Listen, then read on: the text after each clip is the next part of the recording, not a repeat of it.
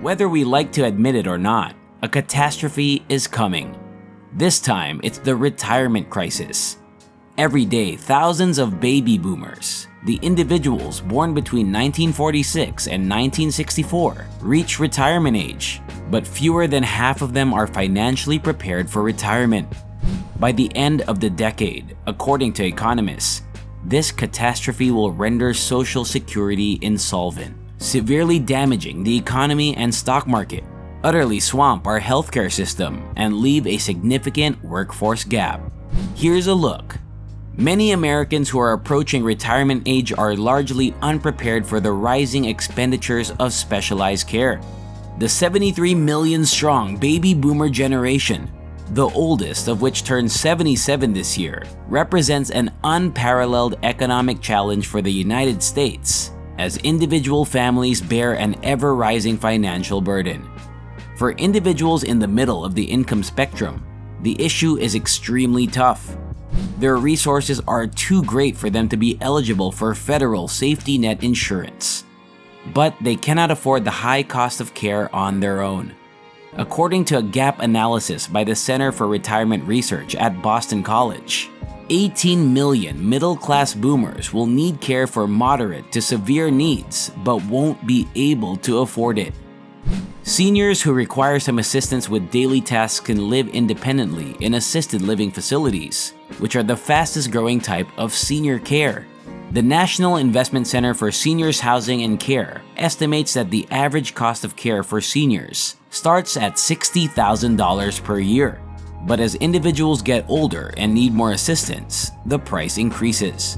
Locked facilities for dementia patients often cost more than $80,000 per year, and they are becoming more common in assisted living communities and standalone facilities.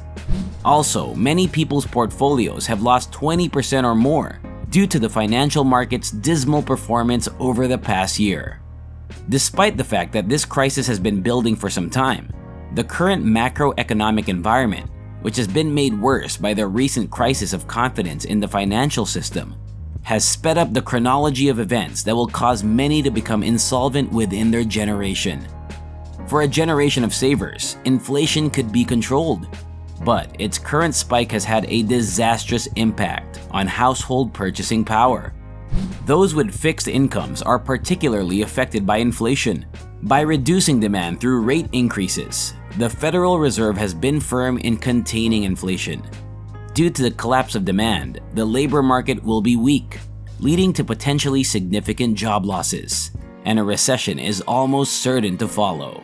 As inflation eats away at household budgets and the Fed's quantitative tightening puts pressure on a still overvalued stock market, 401k balances, potential retirees with little to no savings will find it difficult to start or increase their savings plans.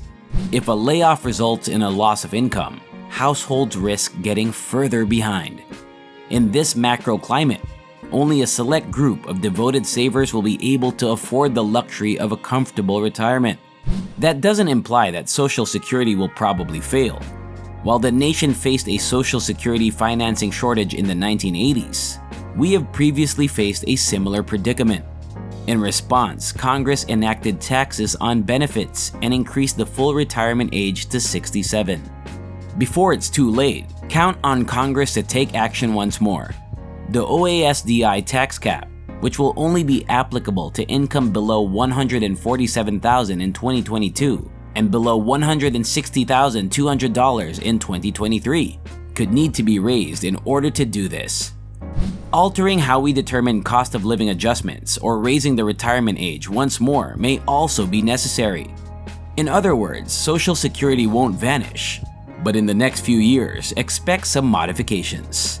Now, let's see how the crisis affects the job market. The prospect for the fund's financial stability is worrisome, as many baby boomers choose to start receiving Social Security benefits.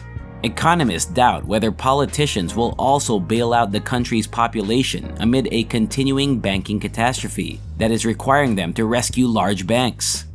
With the startling extent of our current debt, which exceeds $31 trillion, or $246,868 per taxpayer, It is not rash to assume that Social Security will eventually run out of money. Many baby boomers are actually departing the work market and freeing up jobs as thousands of them reach retirement age every day. Many baby boomers aren't, nevertheless, retiring at 65. Many of them are moving to part-time employment with their employers, and some continue to work well into their 70s. There are several distinct hypotheses that could account for this phenomena. One is that many baby boomers lack the savings necessary to support their standard of living in retirement. They just should not retire is their solution. The average life expectancy is also increasing, which is related to this. This will not only require greater retirement savings, but many baby boomers might choose to stay in the workforce for a few more years, rather than start a retirement that lasts 20 years or more. It can be challenging to predict how many baby boomers will stop working at full retirement age and how many will do so. Yet, it's vital to remember that Social Security benefits end at age 70, which the first baby boomers are starting to reach. More baby boomers will be permanently departing the workforce as there is less motivation to do so at this stage. Now, looking on into consumer spending, over 1/3 of baby boomers lacked a retirement account as of 2014, according to a Stanford Center on Longevity Research. According to a 2022 Census Bureau study, that percentage was almost 40% 6 years later. As a result, millions of Americans are approaching retirement without having any real savings.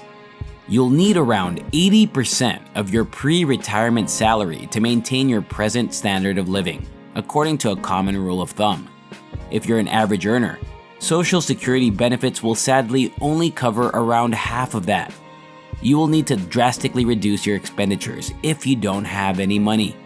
This indicates a general decline in consumer expenditure, an important driver of GDP.